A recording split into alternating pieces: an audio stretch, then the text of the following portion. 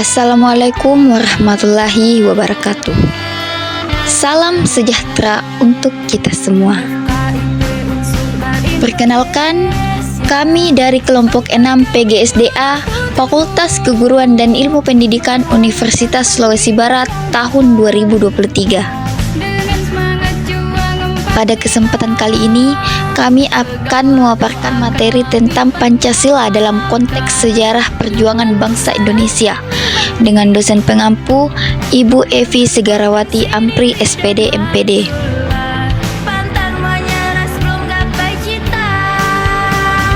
Menurut sejarah, pada kira-kira sekitar abad 7-12, bangsa Indonesia telah mendirikan kerajaan Sriwijaya di Sumatera Selatan, dan kemudian pada sekitar abad 13-16, didirikan pula kerajaan Majapahit di Jawa Timur. Pada zaman itu, Indonesia telah mengalami kehidupan yang gemaripa jenawi, tata tentram, serta raharja. Unsur-unsur yang terdapat di dalam Pancasila, yakni ketuhanan, kemanusiaan, persatuan tata pemerintahan atas dasar musyawarah, dan keadilan sosial telah terdapat sebagai asas-asas yang menjiwai bangsa Indonesia yang dihayati serta dilaksanakan pada waktu itu, hingga saja belum dirumuskan secara konkret. Kehidupan dua agama, yakni Hindu, Buddha, secara berdampingan yang membuktikan sifat toleransi bangsa Indonesia. Pada zaman itu dilukiskan oleh Empu Tantular dalam kitabnya Suta Soma, maka kedua zaman itu kita jadikan pula sebagai tongkat.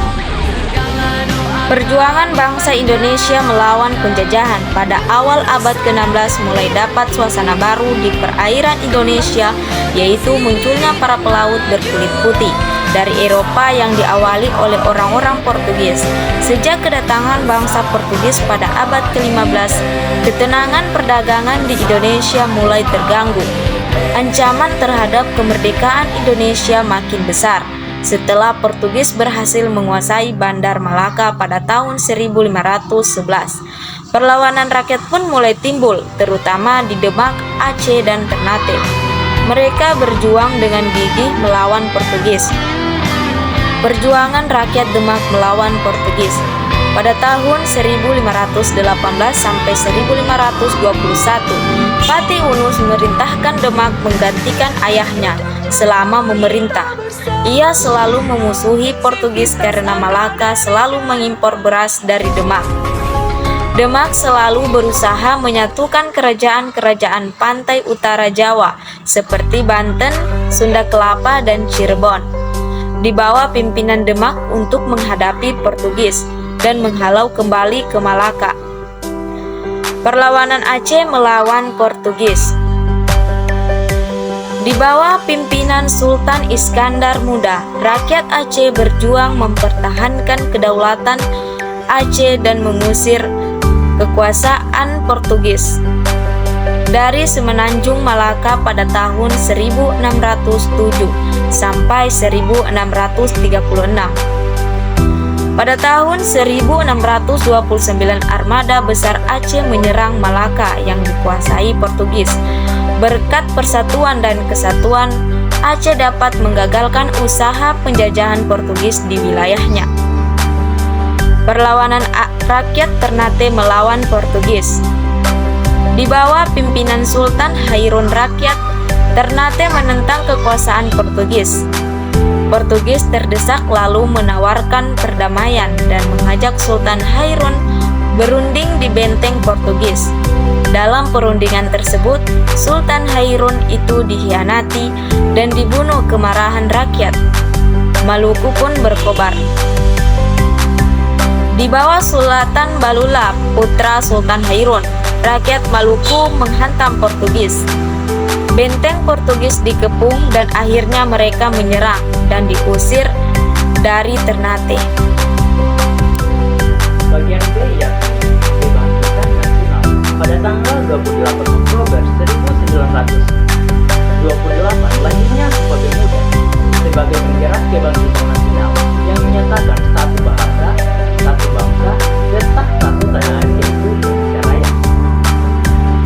Perjuangan bangsa Indonesia pada masa penjajahan Belanda sehingga muslihat depan yang demikian itu berhasil tebas kenyataan yang dihadapi oleh bangsa Indonesia pada waktu ialah bahwa sesungguhnya Jepang pun merupakan penjajah yang tak kurang kejamnya dibandingkan dengan penjajah yang lainnya. Badan Penyelidik Usaha-Usaha Persiapan Kemerdekaan Indonesia atau BPUPKI, badan ini kemudian terbentuk pada tanggal 29 April 1945, tetapi baru dilantik pada tanggal 28 Mei 1945 dan baru mulai bekerja pada tanggal 29 Mei 1945.